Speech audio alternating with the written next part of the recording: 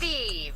You know, the real reason I want Steve from Minecraft and Smash is because I just want to hear the announcer say Steve. Steve! Steve! Steve! It'd just be so great. Steve would be a controversial addition to Smash, I feel, as Minecraft is beloved by many, but also hated by many due to its popularity. I mean, really. It's hated so much just because of the fan base. But letting the fan base alone determine your opinion of something? Who's the real child now, huh? But if Steve were to appear in Smash Bros, what is a way that they could make him work? That's what we're really here to explain today. He needs to represent Minecraft, the biggest indie game of all time, while still being fun and unique enough of a character. Well, thanks again to Scoopa92, one of our editors, for producing all of this. This is Minecraft Steve in Super Smash Bros. Ultimate. So, the mine part of Minecraft is easy to represent, so we'll deal with that later. Let's start with the more interesting craft. Crafting is a big part of Minecraft. I mean, it's more than half of the name. And a big part of crafting, and where you'll spend a ton of time in the game, is your inventory, which should be Steve's neutral special, the inventory. With this move, he can choose from a number of items in a similar method to Shulk's Monado, and each item has a unique property, similarly to Pac-Man's fruit. And they all, individually, have a limited number of uses before they have to recharge, just like Robin's tomes and sword. This recharge time could be displayed with numbers, though a small bar would be better looking, especially if they are all recharging at once. Using this move pulls out the selected item and Steve begins holding it, similar to how Isabelle and Villager pull items out of their pocket. And being that they are items, they can be dropped or knocked out of your hand, meaning your opponent can use them against you. And also, when thrown, they may implement a system like Robin's tomes again. After they are thrown, they disappear, to prevent any further easy combos. The first item is the water bucket. It's used once, and Steve dumps a bucket of water on the ground, creating a small stream of water that rushes to the nearest ledge. But it does have a maximum distance, just like in Minecraft. Notably, unlike how the water block stays in place in Minecraft, here it will be placed and then quickly disappear, acting like the water in Minecraft when you put down a water block and then quickly pick it up again. This water, like Mario's Flood, does no damage. Rather, it softly pushes others away. So it's good for spacing and map control. And after it's used, Steve now has an empty bucket that he can throw.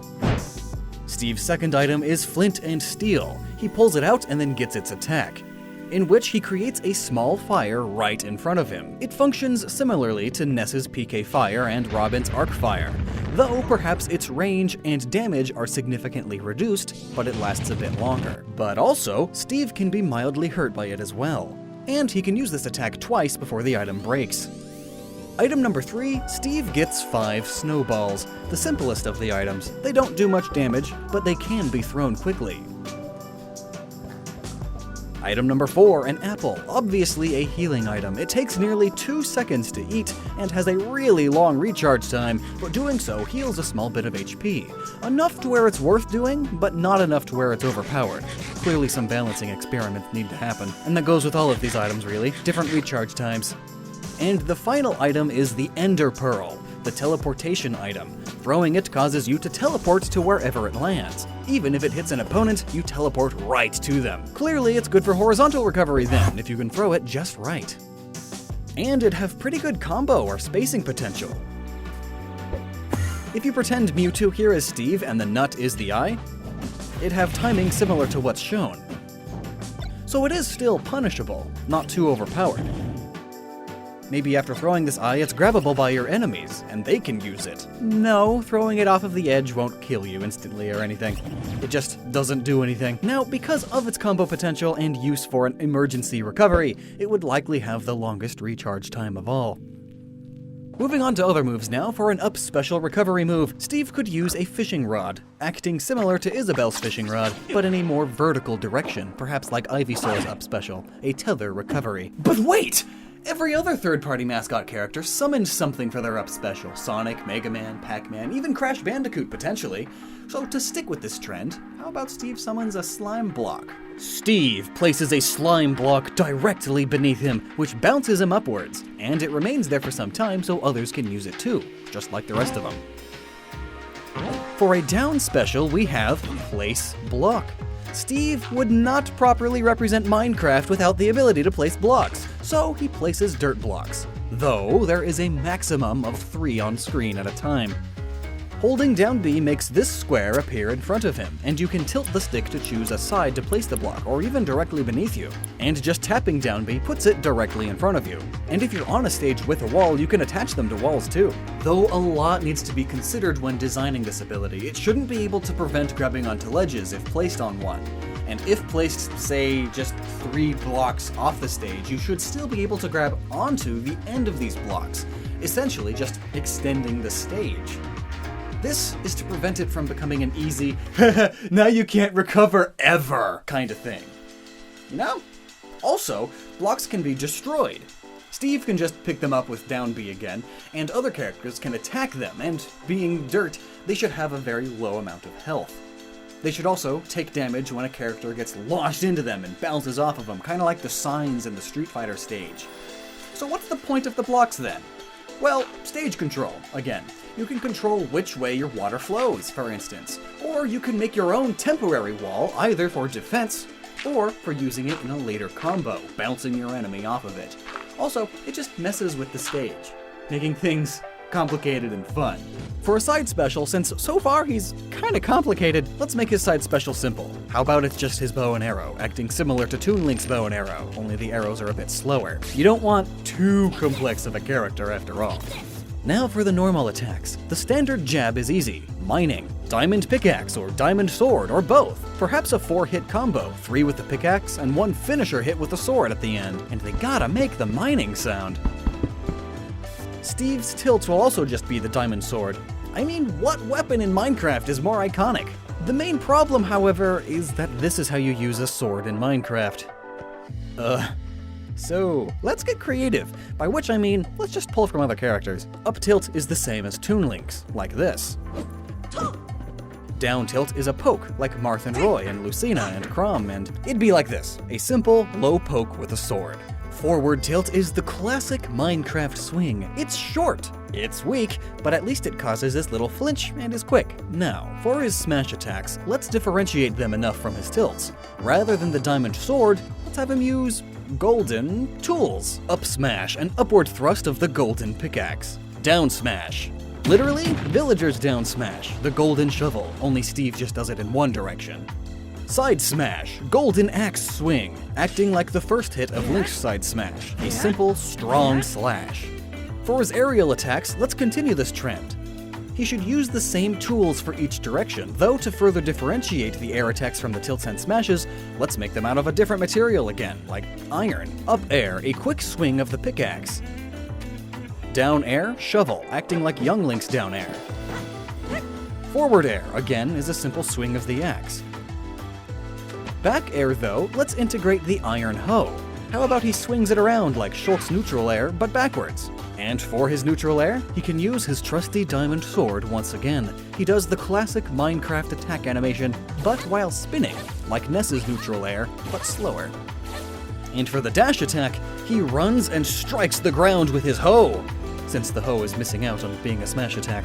For the grab, we could use the fishing rod, again, acting similar to Isabelle's fishing rod, though everyone disliked that. So perhaps as a different sort of short tether grab, he can use the lead rope instead. Pummels could simply be slapping him up, perhaps with various items in hand. To make his throws unique, let's utilize pistons. Though of course having to place those down during the animation means of course his throws are on the slower side, but not super slow. He quickly places down a piston in the direction of the throw and has it launch the opponent straight in that direction, even down. And for a final smash, he quickly builds a nether portal, like how Villager's final smash quickly builds a house. Or perhaps how Simon summons a coffin, Steve summons a nether portal, sucking in all nearby characters. A cutscene plays that shows those in the portal getting blasted by nether enemies, like the ghasts, which then launches them right back out the portal. This induces pain. For taunts, some ideas are spin running in a circle, sitting and casting out a carrot fishing rod, and perhaps pulling out his map and admiring it. Perhaps if you zoom in real close, you can see that the map is the World of Light map. It's a little Easter egg. And speaking of fun details and Easter egg-like things, victory animations. Steve could throw an egg and hatch a blocky chick. He watches it run off screen and then looks at the camera. Another, he could break a diamond block and collect a diamond, then look at the camera, maybe do a little crouch dance. And the victory theme should utilize the classic Minecraft piano in some form.